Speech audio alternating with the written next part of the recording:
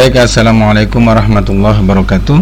Selamat berjumpa lagi. Kita bertemu dalam tema pembahasan masih seputar menggambar teknik.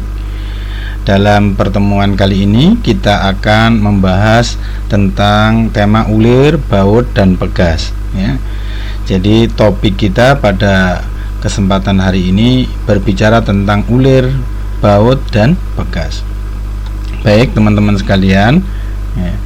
Untuk selanjutnya mari kita awali dengan mengingat kembali tentang prinsip penyederhanaan gambar. Jadi penyederhanaan gambar ini prinsipnya adalah pada umumnya ya, mengikuti penyajian gambar. Bagaimana prinsip penyajian gambar itu? Pada umumnya penyajian gambar itu harus menyatakan bentuk benda secara tepat ya. Jadi jangan sampai nanti penyederhanaan gambar itu menghasilkan persepsi yang salah terhadap bentuk benda. Nah, yang kedua adalah untuk menghemat waktu ya. Menghemat waktu menggambar dan pembaca ya. Nah, ini telah ditetapkan cara-cara penyederhanaan gambar untuk beberapa elemen mesin, sehingga yang menggambar maupun yang membaca akan dengan yang menggambar menyajikan dengan cara tepat, yang membaca dia akan mempersepsi gambar itu dengan tepat. Nah, yang berikutnya, yang ketiga adalah menyederhanakan ya. Jadi gambar itu sebisa mungkin sederhana ya. Nah, kalau kita bicara prinsip penyederhanaan ya, penyederhanaan ini membuat sederhana tapi tidak membuat gambar ini tidak tepat menyajikan benda kerjanya ya. Nah, cara ini dipergunakan untuk bagian benda dan elemen yang mengulang biasanya ya. Nah, kemudian penyederhanaan gambar ini prinsipnya juga adalah untuk menyederhanakan gambar, elemen gambar tertentu ya, atau elemen-elemen gambar yang membutuhkan keterangan, tujuan, atau cara mempergunakan alat ya, tooling. Nah, itu biar penyajiannya tidak rumit maka disederhanakan ya. Tentu ini nanti dengan kaidah-kaidah standar ya. Jadi sekali lagi, penyederhanaan gambar itu prinsipnya adalah tetap berpegang teguh pada prinsip gambar, penyajian gambar yaitu tepat, menggambarkan benda secara tepat. Lalu dari aspek waktu bisa menghemat ya, karena kita sederhanakan ya. Lalu dari aspek kerumitan gambar menjadi lebih terlihat sederhana dan mudah dibaca ya. Nah, ini penting.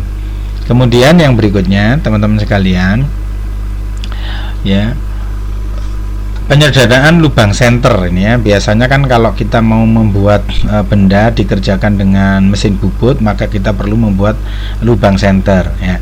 Nah, lubang senter ini adalah elemen-elemen vital untuk proses permesinan ya. Nah, jadi untuk permesinan yang berputar ini, lubang senter ini penting sekali, meskipun sebenarnya secara penggambaran benda tidak begitu nampak pentingnya, tapi dalam proses pembuatan itu nanti penting. Nah, apa itu ya? Seperti ketika kita mengerjakan benda kerja ini di mesin bubut atau gerindra silindris ya.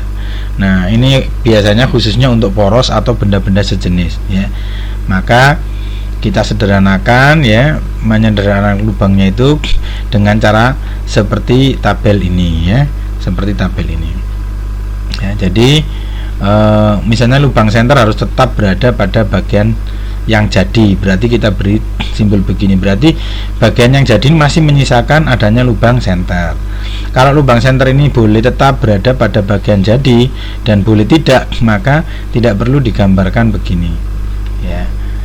Nah, kalau lubang senter ini harus dibuang ya, maka diberi gambar seperti ini ya, kayak antena gitu ya. Jadi ada garis tegak lurusnya, lalu ada garis panah kan gitu ya, anak panah begitu. Nah, dalam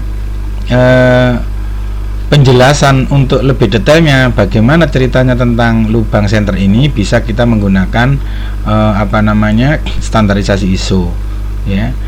Tujuannya diperinci di sini, nanti di tabel bisa kita lihat apa ya, ISO 2540B 2,5/B itu bagaimana ya. Nah, demikian. Nah, ada 3 macam lubang senter yang masing-masing harus ditentukan sesuai dengan fungsinya ya. Ya.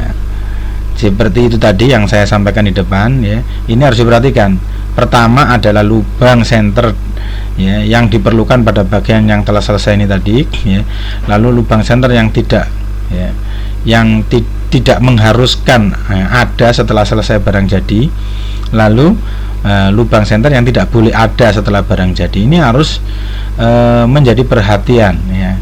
Kalau kita menyajikan gambar ya, dan ini perlu diinformasikan kepada pembuat produk atau pembuat benda kerja, maka ya jangan lupa ya, ini kita harus kasih dalam gambar itu keterangannya ya, dengan penyederhanaan gambar ini. Tidak perlu dikasih tulisan panjang, cukup dengan simbol-simbol ini orang sudah tahu ya. Nah, dalam hal lubang senter itu harus ada pada dasarnya bentuk dan ukurannya, maka harus digambar, tetapi tidak perlu digambar secara tepat karena lubang senter ini dibuat dengan mata bor senter ya. Nah, keterangan paling penting dari lubang senter itu adalah lubang senternya harus atau boleh berada pada benda yang telah selesai. Nah, tujuan lubang senter atau jenis lubang senter juga berguna, itu perlu diinformasikan ya. Jadi seperti tadi ya, yang perlu kita informasikan itu adalah saya ulang lagi ya, adalah apakah lubang ini masih boleh ada atau tidak setelah benda selesai. Yang kedua adalah penjelasannya ya, tujuannya ini apa gitu. Nah oke, itu nanti untuk selanjutnya yang masalah lubang senter bisa dilihat di tabel standar ISO ya di buku. Nah, berikutnya kita masuk nih yang menjadi tema penting kita, topik penting kita adalah penyederhanaan gambar ulir ya. Penyederhanaan gambar ulir. Ada beberapa hal yang perlu kita pahami sebelum kita nanti masuk kepada bagaimana cara menggambarkannya. Yang pertama adalah jika diambil sebuah batang berulir maksud saya, maka misalnya baut ya, maka kalau ini kita potong memanjang akan terlihat penampang ulirnya ya. Akan terlihat penampang ulirnya ya. Nah, berdasarkan dari jenis ulirnya, maka penampang ulir tersebut dapat berbentuk segitiga, segi empat, trapesium, bulat dan sebagainya ya. Nah, untuk menggambar bentuk ulir-ulir tersebut diperlukan waktu. Kalau kita misalnya bentuknya trapesium, harus membentuk trapesium berkali-kali, itu banyak ya di sepanjang ulir itu ya. Dan kalau misalnya bentuknya itu segitiga, sama, kita harus menggambar segitiga banyak ya, penampang segitiga banyak di sepanjang ulir itu. Nah, pekerjaan yang ini membutuhkan waktu yang lama dan membosankan ya. Nah, ini bila digambar dengan proyeksi yang sebenarnya sebagaimana gambar proyeksi ya, maka akan menjadi pekerjaan yang lama, panjang dan rumit kan itu. Nah, sebagai gambar kerja, gambar demikian tidak ada artinya ya. Kalau kita gambarkannya itu ya dengan pola yang mengikuti ulir yang kita belah itu ya. Oleh karena itu ulir tidak digambar menurut gambar proyeksi yang sebenarnya, tetapi digambar secara sederhana dan dilengkapi dengan keterangan-keterangan seperti lambang ya, yang menyatakan jenis ulirnya, arah lilitannya ya, ke kanan atau ke kiri, juga ulir tunggal atau ganda ya, jarak dan sebagainya. Nah, jadi kalau kita perhatikan ya, ini kan gambar proyeksi ulir. Kalau ini kita potong, nanti gambarnya kita jadi begini nih ya. Yang begini, ini kalau ulir dalam, ini ada arsirannya, ini gambarnya jadi rumit ya. Gambar proyeksi ulir ya, segi empat atau trapesium ya, juga menjadi memakan waktu banyak, lalu kemudian membuang pekerjaan. Nah, sementara ini bisa disederhanakan ya. Ini yang ulir segi empat ya, juga gitu ya, kita jadi gambarnya rumit nanti ya. Ini ya ulir bulat ya, jadi gambarnya rumit. Nah, dalam konteks ini maka ada cara penyederhanaan gambar ulir. Bagaimana cara penyederhanaan gambar ulir itu? Prinsipnya teman-teman sekalian, pada umumnya ulir itu digambar secara sederhana, di mana diameter luar ulir digambarkan garis tebal diameter luar ulir digambar dengan garis tebal, dan diameter dalamnya dengan garis tipis, ya. Atau sebaliknya, diameter luarnya gambar tipis, diameter dalamnya tebal, ya. Tergantung dia ulir apa, ya.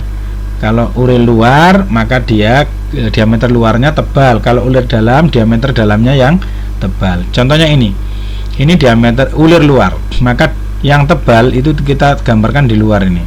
Nah, yang tipis di dalam. Tapi kalau ulir dalam, ya kita gambar, maka yang tebal itu yang dalam, yang tipis yang luar. Nah, kalau dilihat dari atas, ya, maka gambar bulat dan tebal ini menunjukkan diameter ulir dalam. Ya, kalau yang luar ini diameter ulir, diameter luar ulir, ya. Nah, ini gambarnya. Nah, kalau gambar susunannya nanti seperti ini, kita gambar susunan digabung antara ulir luar dan ulir dalam, ya. Maka nanti, ya, yang tipis bertemu dengan yang tipis, yang tebal bertemu dengan yang tebal, ya. Sehingga nanti gambarnya seperti ini, ya. Demikian teman-teman sekalian. Nah, coba kita perhatikan, ya, bagaimana cara menyederhanakan gambar ulir, ya, secara rinci biar tidak salah persepsi, ya, dan tidak salah menyajikan. Saya ulang lagi, ya. Yang pertama, diameter luar dari ulir luar dan diameter dalam dari ulir dalam itu digambar dengan garis tebal, ya. Diameter luar ulir luar dan diameter dalam ulir dalam digambar dengan garis tebal. Lalu diameter dalam, ya, disebut juga diameter teras dari ulir luar, dan diameter luar dari ulir dalam digambar tipis, ya. Luar gambar tipis, ini dalam gambar tipis. Nah, garis yang menunjukkan batas antara ulir lengkap dan tidak lengkap, antara perbatasan ulir dengan bagian yang tidak berulir, maka, ya, itu ditarik dengan garis tebal. Ya, contoh ini. Nah, ini perbatasan antara garis tebal antara ulir dan tidak ulir. Yang ke sana ulir, yang ke sini tidak ulir. Ini juga ditarik garis tebal, ya, antara bagian ulir di sini sama bagian yang tidak ulir di sini, ya. Nah, menurut perjanjian, garis yang menunjukkan akar dari ulir, maksudnya pangkal ulir, ya, terakhir ulir itu, ya, tidak lengkap digambar dengan garis tipis yang membuat sudut 30 derajat. Nah, setelah itu dikasih garis miring 30 derajat tipis, ya, yang di sini juga. Nah, itu cara menggambarkan ulir, ya. Nah, yang berikutnya, ya, cara menyederhanakan ulir ini, ujung lubang mata bor digambar dengan sudut puncak 120. Ini ujung puncak mata bor, ya, digambar dengan sudut 120. Garis-garis batas ulir, yaitu garis-garis yang menunjukkan batas dalam dan luar dari ulir, digambar dengan garis gores bila ulirnya tersembunyi. Ya, kayak ini, ya, ulirnya tersembunyi dibikin dengan garis gores, ya. Gitu. Bagian ulir yang dipotong diarsir sampai batas, ya, batas ulir, ya, seperti ini, diarsir sampai batas. Kalau dia ulir dalam, ya berarti bagian dalam ini tebal sampai itu, ya. Nah, yang ulir luarnya kan garis tipis tetap kelihatan. Nah, seperti ini. Pada gambar proyeksi, ya, melintang, akar ulir digambar sebagai bagian dari lingkaran, biasanya 3/4 lebih dengan garis tipis. Nah, seperti ini. Ini menunjukkan bagian gambar proyeksi melintang akar ulir di bawah ini, ya. Nah, ini menunjukkan bahwa ada ulir di bulatan ini, ya, di benda ini. Ini pandangan luarnya, pandangan atasnya. Nah, tapi, ya, kan ini ulir dalam, maka bagian dalam tebal, bagian luarnya tipis. Nah, yang tipis ini digambar 3/4 lingkaran saja. Nah, sama untuk ulir luar, yang luarnya tebal, yang dalamnya tipis. Yang tipis digambar 3/4 ulirnya saja, 3/4 lingkaran saja. Nah, demikian teman-teman sekalian. Nah, berikutnya, ya, ini beberapa contoh, ya. Dalam gambar susunan, diameter luar ulir digambar dengan garis tebal, ya. Di awal tadi sudah saya jelaskan sekilas. Ini saya tegaskan lagi, ya, bahwa, ya, untuk gambar susunan diameter luar ulir gambar dengan garis tebal, ya. Diameter ulir luar digambar dengan garis tebal, ya. Diameter ulir dalam, bagian dalam ulir dalam juga digambar tebal. Jadi pertemuan ini tebal-tebal, digambar tebal, ya. Nah, jadi nanti ketika dia bertemu dengan ulir dalamnya, ya, bagian luar tipis ini digambar tipis tetap. Nah, seperti ini juga yang ulir luar bagian dalamnya digambar tipis, ya. Perhatikan nih antara yang tebal dan tipis. Tebal dalam masuk ke ulir luar tipis, ya. Tebal ulir luar masuk ke ulir dalam tipis. Ya, ini penting, ya, penting. Nah, ini biar tidak salah persepsi nanti gambarnya. Oke, beberapa sifat ulir yang harus diperinci pada ujung garis penunjuk, yaitu tadi itu yang berpangkal pada diameter luar sesuai dengan susunan di samping ini. Jadi nanti untuk memberi keterangannya, misalnya kita beri keterangan ulir itu, maka keterangannya adalah misalnya begini: M50 kali 3 2 LHI. M ini menunjukkan jenis ulir matrik, ya. 50 ini ukuran ulirnya 50 mm. Nah, 3 ini menunjukkan kisarannya, ya. 2 ini kelasnya, ya, kisarnya 3 mm, ya, kelasnya 2. Lalu LH ini adalah dia left hand atau right hand. Jadi ini ulir kanan apa ulir kiri, kan gitu, ya. Nah, jadi ini nanti bisa dirujuk ke tabel di buku lebih jelas, ya. Nah, beberapa sifat ulir harus diperinci, ya. Kalau ulir kiri ini left hand, ya. Kalau ulir kanan right hand, ya. Ukuran ulir 1/4 inci diameter luar, ya. Nah, gini. Nah, 28 ini jumlah kisar, ya, jumlah kisarnya, jumlah putarannya ulir, ya. 28 inci per kisar, ya. UNF ini, ya, jenis ulirnya, ya, Unified National Fine, ya. Jadi ini jenis ulirnya. Kalau tadi kita jenis ulirnya ulir matrik, ya. Ulir matrik kita pakai standar untuk membuat keterangannya seperti ini. Kalau ini ulir UNF, ya. Baik. Nah, ada beberapa hal yang perlu kita perhatikan, ya. Ini tabel lambang nih, ya. Ya, jadi ini lambang matrik ulir UNF, kan gitu, ya. Ya. Dan seterusnya. Nanti ada ulir Whitworth, ya. Itu lihat aja di buku, ya, buku referensi kita. Baik, ya. Nah, cara menggambar baut dan mur, ya, mur dipergunakan bersama-sama dengan baut, ya. Ya, ini pada umumnya baut dan mur tidak digambar untuk tujuan pembuatan, ya, tetapi dalam gambar susunan kadang-kadang digambar bersama-sama menurut perbandingan dengan diameter luar, ya, dan diameter dalamnya terhadap gambar. Kenapa tidak digambarkan dalam rangka untuk membuat pembuatan? Karena mur dan baut biasanya sudah bisa dibeli jadi, ya. Makanya dalam penggambarannya atau dalam perancangan kita harus menggunakan standarisasi supaya tidak perlu dibikin secara khusus, ya.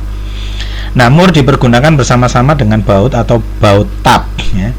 Ini baut, ini baut tap, ya. Baut tap, ya. Ini mur, ini baut, ya. Nah, kepala baut dan mur berbentuk segi 6, ya, bentuk segi 6 atau segi 4, dan tinggi kepalanya digolongkan dalam kepala normal dan kepala tebal, ya. Semua ini diperinci dalam standar dan oleh karenanya tidak digambar tetapi dinyatakan dalam keterangan, ya. Nah, tapi nanti kita harus gambarkannya seperti ini bentuknya, ya. Ini kaidah gambarnya.